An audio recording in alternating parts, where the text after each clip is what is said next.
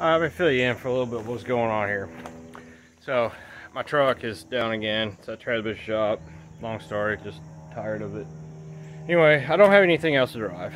I usually have like 2 or 3 or 4, 10 cars laying around, but I don't have anything. I didn't want to deal with any of them. Got rid of all my cars except for my truck. However, we do have my wife's Prelude.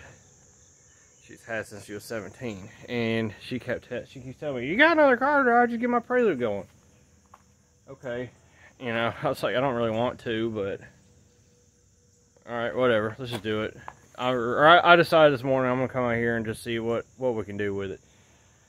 So, let me give you a quick walk around of this car.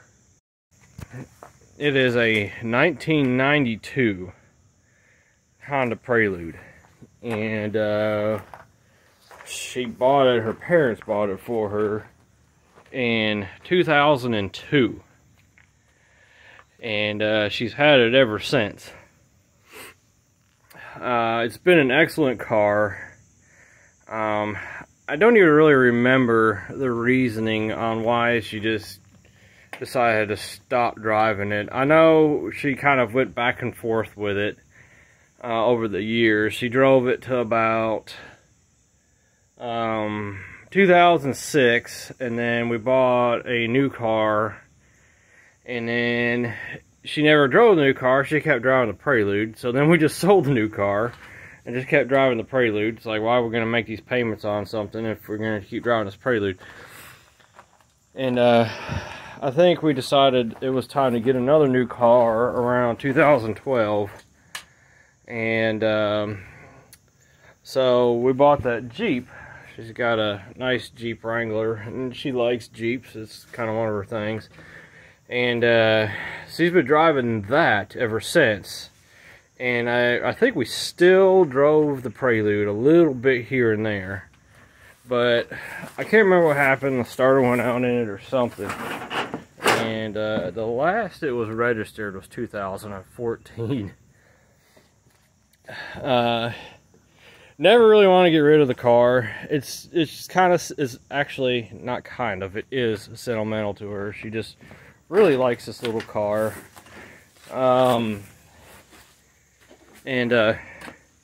So we just kept it around. It ain't worth nothing. I mean, I don't even know what this car is worth. $1,000. So it's not even really worth trying to get any equity out of it. It's sentimental. Just let it sit here. If it rots to the ground, it rots to the ground. Who cares? It's just an old Honda.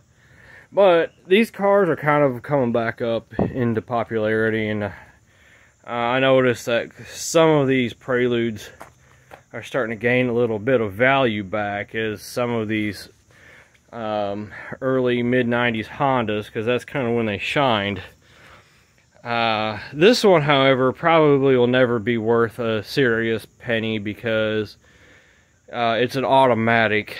But that's what she wanted, so it's fine for her. It's people are like, "Oh man, it's an automatic." Well, when she bought this car, specifically looked for an automatic SI, and they're really hard to find. So this one is an SI. And it's the H23. It's the 2.3 liter twin cam. I think 150 something horsepower. So it was better than the S, which was just a single cam 2.2 F series engine. But so this, you know, it's got some uniqueness to it. And it's silver with the blue interior. You know, it's been sitting here for a while, but she's got 278,000 on her, so almost 300. But you know, man, this kind of gives you an example of how solid these old 90s Hondas are. It's like, you know, granted it's dirty, but like the seat, there's just like no wear on these seats. The armrest has a little bit of wear on it, but like You know, the door panels, the dash, the steering wheel, all that. It's just super nice, you know. They just have these vinyl headliners in them. You know, I don't know. New cars are great, but it's like you almost want to say they don't make them like this anymore. So, anyway, what we're going to do, we're going to try to get this thing running. I don't even know if it will run. I want to say it's probably been at least 2 years since I started it last. We got a flat tire. I put a hot battery in it. It's not the right battery, but it's a hot battery. So, like I said, probably been at least 2 years since we started it. So, let's see if she'll start. I noticed the beeper isn't going off, but I did check it. Yeah, it's not going beep, beep, beep anymore. I don't know what's up with that, but the fuel gauge and stuff isn't working. Typical Prelude. Oh, there they go. Oh man, they're kind of working. They were for a second and they go out. Alright, well that's something that's gonna have to be fixed. Let's see what she does. Got her cranking right now. I heard the fuel pump. Look at that. 2 years.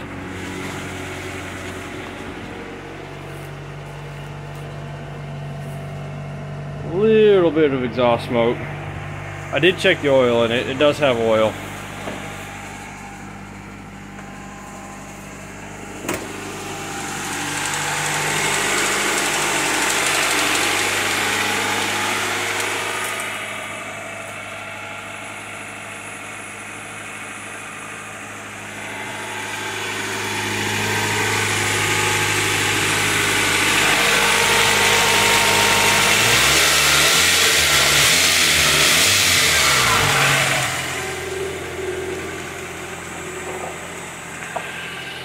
Oh babe, it runs still.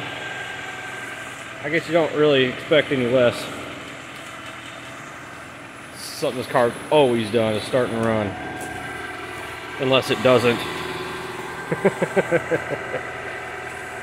So let's see if we can get it out of this carport. I don't know how I'm gonna do it. I got this stupid Jeep in the way that I'm wasting my life away on and equipment. So let me try to figure out how to snake this out. Well, I got her pulled out. This had to pull it out backwards. Going forward is kind of a harder task. Got the one tire aired up that was completely flat. I mean, I'm almost afraid to even drive this thing. I mean, I am, because I'm me. But tires are pretty crusty on this thing, and it just straight up needs tires.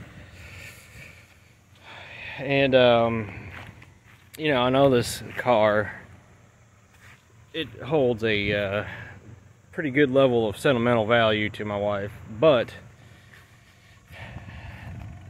I think, you know, even though you crank it up and it runs and you put it in gear and it goes down the road, there's still a certain level of cost that is involved in trying to get these cars like this that have been sitting for a long time going and on the road again. I mean, number one, it's got to have tires. There's no doubt about it. So, you know, tires for this car, even if you get like cheap tires, it's probably gonna run you about 300 bucks. It needs a battery. The battery's not the one that goes in it. That's another 100 bucks. Get insurance on it. That's probably another couple $100 right there. Get tags. That's another $25. You know, so, or up to 4, 5, 6. You know, so then you need change all the fluids, oil, stuff like that. You're gonna spend another $100 doing that. So, you know, And then you got things too that are just you don't think about that really needs to be done. And one of them is like the timing belt. We put a timing belt on this car once, but it was in 2004. So it's like you're almost even afraid to crank it. So, you know, you're up to like $700-800 probably just in little tune-up items and knickknacks and just things where you can legally drive it on the road. And then you got things that aren't working, which are starting to work for whatever reason, like, you know, gauge clusters. Like, I don't even know if that fuel gauge is right. It might be. Air conditioning doesn't work. You know, this car still has R12 in it. Still. God dang it, B. Ah! Sorry. I hate fly stingy thingies. I figured this thing would have them in there, and it was probably coming out of that air conditioner vent. Anyway, so, you know, repairing the air conditioner just so it's comfortable to drive. I mean, we're well into the $1,000 range now, you know, and you need windshield wipers, and who knows if the brakes and rotors are good. So that's why most of these cars just end up getting scrapped. I mean, on a good day, this car is probably worth $2,500. Maybe 35 if you found the right person and it was super clean and ready to go, had a lot of new stuff on it. You know, by the time you spend $1,500 on it, is it worth the extra $1,000 or $1,500 in your time? No, it is 100% not. But, you know, like I said, this car is different. It's sentimental. It has nothing to do with making financial sense. It's just what she wants. It's just like anybody that has, you know, you can sit here and look at this car and say, hey, that's stupid. Why are you doing this? Just sell it or scrap it or something. But, you know, I don't even think she kind of realizes how much it's gonna.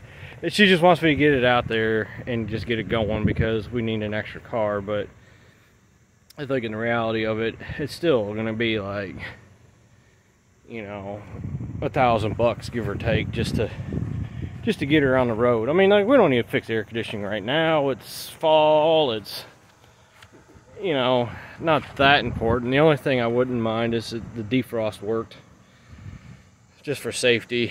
And one of the biggest things is that the anti-lock braking system doesn't work on it, and that is one of her major concerns.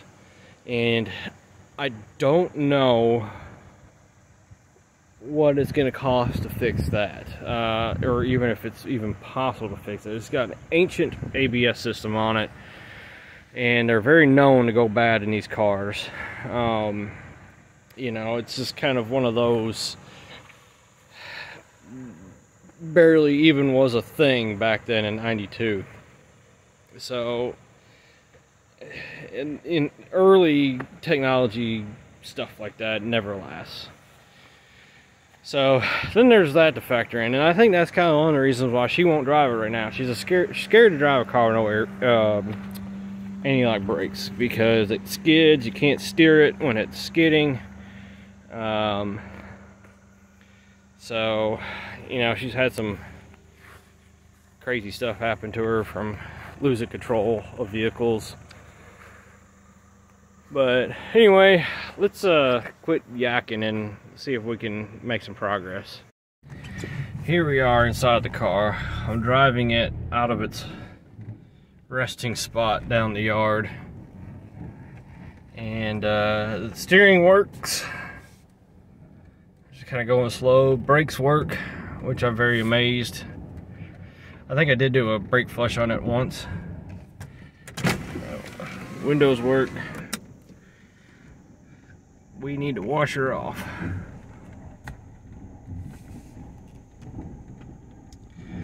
So I gotta go a long way around because I can't get through. I need to get her back to the garage to where we can pressure wash it off. I hear the ABS pump trying to work. So you got 1, 2, the transmission still works. How about that? I probably need to get some fresh fuel for it too. I can't see shit. Boy, she runs quiet though, man. You know, these things are just amazing machines. Like, you just can't beat these old Hondas. You just can't.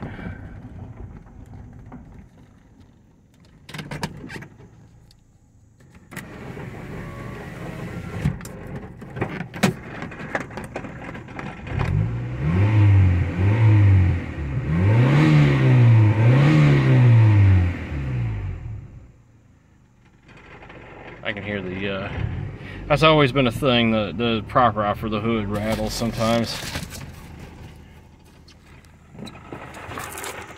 But if it wasn't for that, you couldn't even hear this thing run. Anyway, let's get her cleaned up.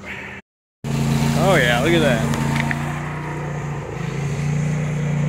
I can't do this.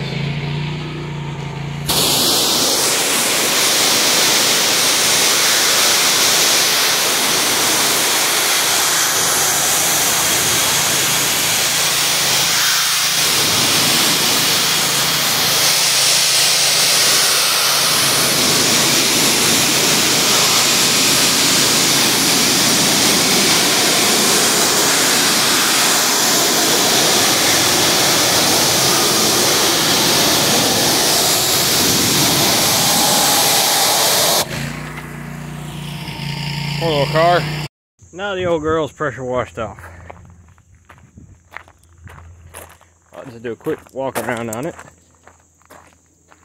I remember I bought this badge right here from the Honda dealer back when that particular badge was a new thing. I think it came on like the 2001 Civic SIs.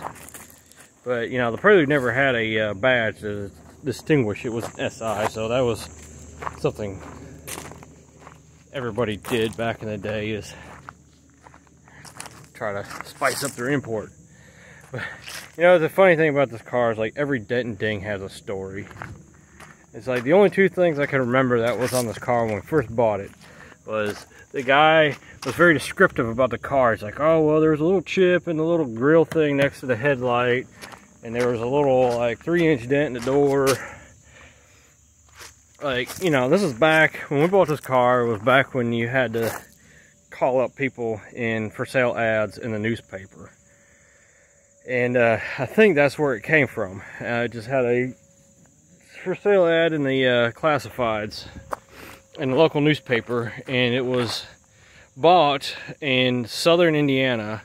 My dad actually found it for us back when we very first started dating. Me and my wife got together in 2002, and she bought the car in 2002. The reason why she bought this car is I had a red Prelude that was identical to this thing, since it was a 93 and it was a 5-speed. She really liked the car, couldn't drive a manual, so she wanted the high-end version, which is the SI, and looked everywhere for either a silver or a blue one. They actually came in a like a cobalt blue looking color. I don't remember what the actual color was called, but she found a silver SI automatic, exactly what she wanted, in Louisville, Kentucky. Actually, it was in southern Indiana. My dad went and looked at it, test drove it, said it was good. Her parents drove up in the motorcycle, went and bought the car. Her mom drove it back, and the rest is history. It's been in our possession since then. September of 2002. And you know, little dents and dings, like I said, could tell stories. Like, this accident happened hitting the garage of our old house, where they're trying to turn into that stupid basement house.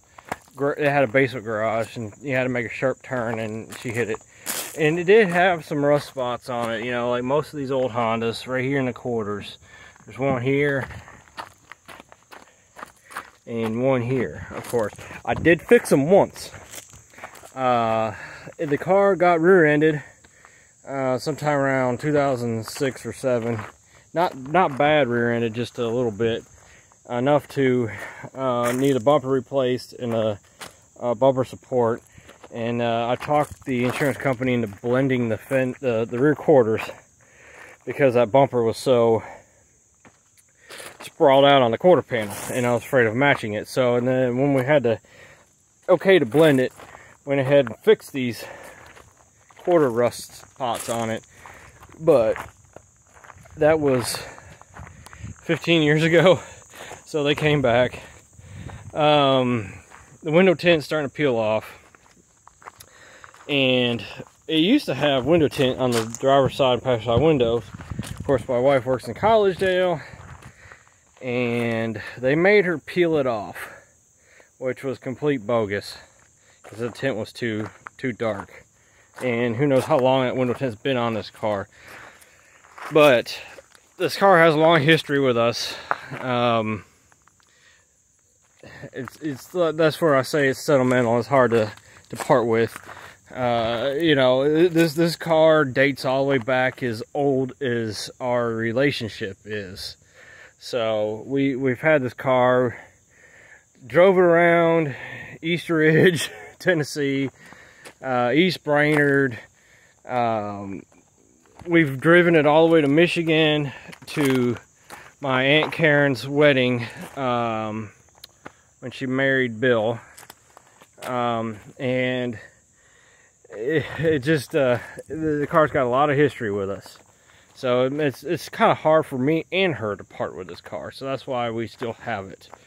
And you know, sometimes I think, why do we still have it? It's just gonna cost us money to get it going. But you know, when I clean it off and start thinking about the memories we've had in this car, it's hard to I'll put it to you this way: we used to ride around East Ridge listening to Nelly in the CD player. So you know, that was a lot of fun, and we've had a lot of ups and downs moments. She would take me to Chattanooga State Community College in this car every day because I lost my driver's license because I used to street race. So I lost my license for a year, and she used to drive me back and forth to wherever I needed to go in this car. And bless her heart, I don't know why she stuck with me. I was such a piece of crap. So anyway, that's a fun little history on this car. And let's go ahead and flip the camera around. So yeah, that's, like I said, that's a fun little history on this car. And what I'm gonna do, I gotta let my hair, I'm gonna fix it up. I might make a few videos doing some stuff to it, maintenance items, whatnot. But anyway, I just wanted to make a Junkin Treasures Prelude. So, you know, this is just something fun to do. Anyway, I'll keep you posted on anything else we do with it.